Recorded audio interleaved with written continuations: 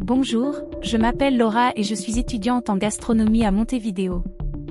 La vie en ville était dynamique et j'étais passionnée par le rythme et l'intensité de ma carrière.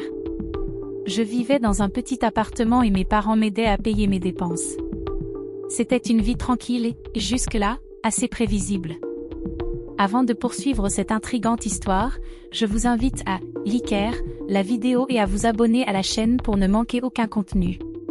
Aussi, je vous encourage à rester jusqu'à la fin, car nous avons une révélation surprenante pour vous.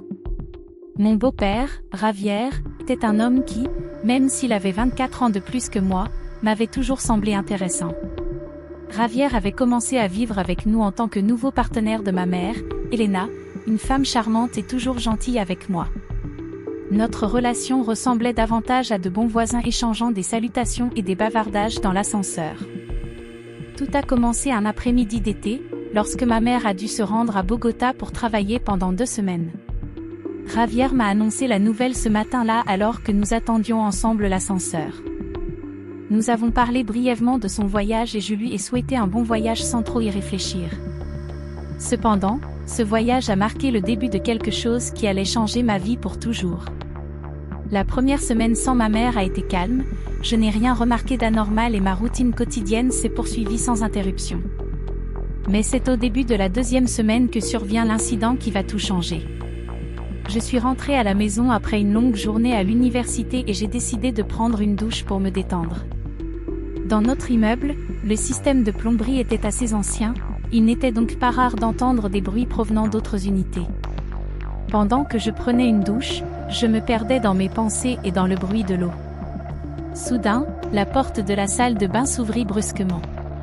J'ai tourné la tête rapidement et j'ai vu Javier avec une expression surprise et embarrassée sur le visage. « Oh mon Dieu, je suis désolée, Laura. Je pensais que tu étais dans ton appartement, » dit-il en reculant d'un pas. Mon cœur battait à tout rompre. Même si elle était effrayée et embarrassée, elle ne pouvait s'empêcher de remarquer à quel point Javier était attirant, même dans une situation aussi délicate. « C'est bon, ne t'inquiète pas, » répondis-je, essayant de paraître calme alors que je me couvrais du mieux que je pouvais avec le rideau de douche. Javier sortit précipitamment en fermant la porte derrière lui. Je restais là, l'eau toujours courante, essayant de comprendre ce qui venait de se passer. Il ne pouvait nier l'étincelle d'excitation qu'il avait ressentie à ce moment-là, une étincelle qui allait enflammer quelque chose de bien plus grand dans les jours à venir. Après cet incident, j'ai commencé à remarquer Javier différemment. C'était comme si cette étincelle initiale avait allumé une flamme que je ne pouvais pas ignorer. Quelques jours se sont écoulés avant que nous nous retrouvions, cette fois dans le couloir alors que je revenais des courses. « Laura, pour ce qui s'est passé l'autre jour, je suis vraiment désolée, » a-t-il dit en me regardant avec une expression de véritable regret. « Je ne le voulais pas. »« C'est bon, Javier, ce n'était vraiment pas grave, » ai-je répondu, même si nous savions tous les deux qu'il y avait autre chose en jeu. Nous nous regardâmes en silence pendant un moment avant qu'il ne reprenne la parole. « Voudrais-tu prendre un café ? Je pense que je dois me rattraper pour ma maladresse. » J'ai accepté son invitation et cet après-midi-là, nous nous sommes rencontrés dans son appartement. Assis dans leur cuisine, la conversation se déroulait avec une facilité surprenante. Nous parlons de nos vies, de nos rêves et de choses insignifiantes. C'était comme découvrir de nouvelles facettes de l'autre jusqu'alors restées cachées. À un moment donné de la conversation, Javier s'est tu et m'a regardé intensément. « Laura, il y a quelque chose que je veux te dire, » commença-t-il d'une voix grave et sérieuse. « Depuis que je t'ai vu dans cette situation, je n'arrête pas de penser à toi. » Mon cœur manqua un battement. Je savais qu'il franchissait une ligne dangereuse, mais je ne pouvais m'empêcher d'être attiré par lui. « Javier, » murmurai-je, ne sachant pas exactement quoi dire. Il se pencha en avant et prit ma main dans la sienne. « Je sais que c'est mal, mais je ne peux pas ignorer ce que je ressens, et je pense que tu ressens la même chose. » La tension dans l'air était palpable, nous savions que nous étions sur le point de franchir un seuil sans retour. Lentement, je m'approchai de lui et nos lèvres se rencontrèrent dans un doux baiser mais plein de passion contenue. Ce premier baiser fut le début d'une relation intense et secrète. Au cours des jours suivants, nous avons profité de chaque instant possible pour être ensemble. Javier et moi étions prudents, veillant à ce que personne ne soupçonne ce qui se passait entre nous. Nous savions que si ma mère le découvrait, les conséquences seraient dévastatrices. Notre relation, bien qu'intense, avait une date d'expiration, nous savions que le retour de ma mère était proche. Lorsque ce jour est finalement arrivé, nous avons été confrontés à la réalité de notre situation. Les adieux ont été douloureux, mais nous avons tous deux compris qu'il n'y avait pas d'autre choix.